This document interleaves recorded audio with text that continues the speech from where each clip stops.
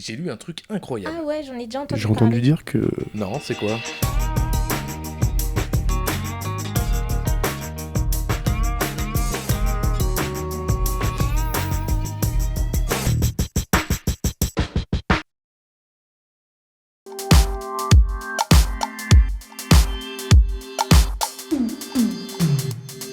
Alors, c'est une vaste question. Nous allons aujourd'hui, et nous avons l'intention de contribuer à cela.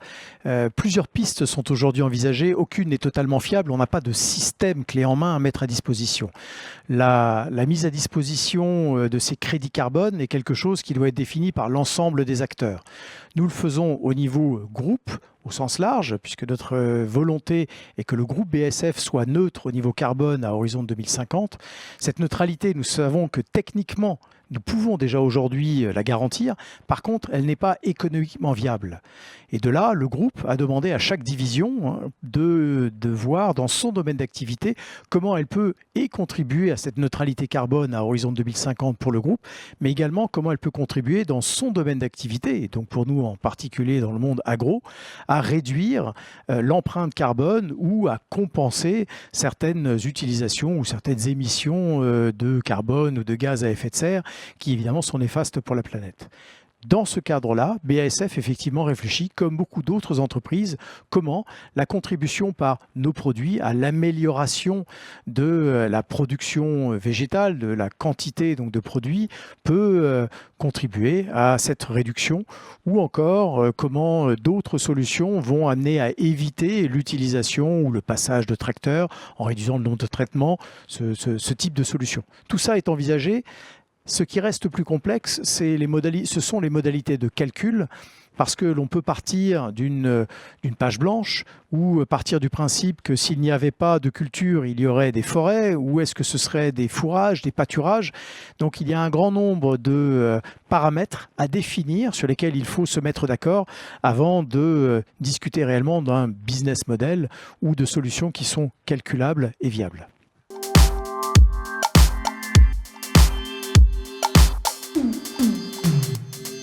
Alors aujourd'hui, tout est ouvert. Donc entre des marchés existants, entre des regroupements qui pourraient se faire par groupe d'agriculteurs, entre des mécanismes qui pourraient même être intégrés dans des systèmes type PAC ou autres, ou de gré à gré, tout cela est aujourd'hui possible. Mais ce n'est pas évidemment, tu l'imagines bien, à notre niveau que nous allons définir les règles. Par contre, nous savons que nous sommes en mesure d'apporter un certain nombre d'éléments techniques pour expliquer comment l'utilisation de nos produits et donc la résultante pour l'agriculteur amènerait à faire ces fameuses économies carbone par la captation, entre autres, de CO2 complémentaires.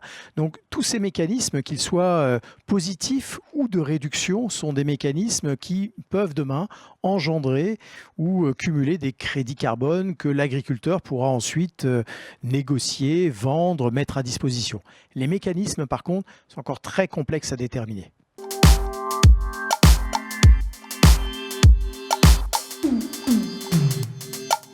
Alors, il y a trop de personnes qui pensent pouvoir l'estimer, donc aujourd'hui je ne donnerai pas de chiffres parce que les variables sont extrêmement larges et tout dépend de ce que l'on prend en compte.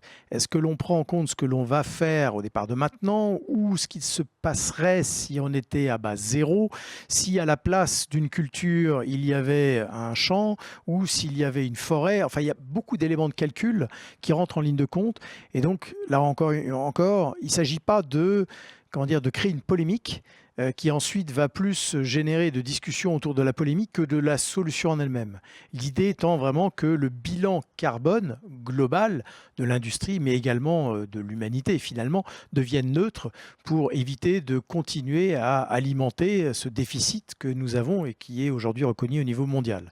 Et l'agriculture a une part importante à jouer de par sa représentation planétaire, évidemment, et avec des niveaux évidents de productivité, mais également d'utilisation, donc en fait de rejet de carbone, en partie, dans l'atmosphère, très différents selon le niveau d'industrialisation et le niveau de technicité dans les différents continents.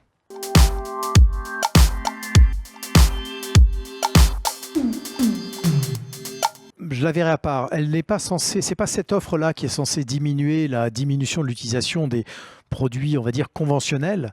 Les produits conventionnels, donc on dit souvent les produits phyto ou les pesticides, en fait seront compensés par eux-mêmes, donc des biosolutions qui sont également des pesticides, et également par des systèmes plus complexes d'outils d'aide à la décision, de machinerie, ce qu'on appelle des smart sprayers, enfin des épandeurs intelligents qui ne vont mettre que le produit nécessaire à l'endroit nécessaire, au moment nécessaire et dans la dose appropriée.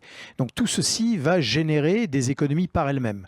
Après, la complémentarité, nous la voyons également dans la génétique avec l'arrivée de semences, alors les semences hybrides ou tout développement de semences hybrides qui vont améliorer le rendement, ça c'est la première étape, mais surtout après répondre à des pressions maladies ou pressions parasitaires qui pourront, par le jeu entre guillemets de cette génétique, mieux résister.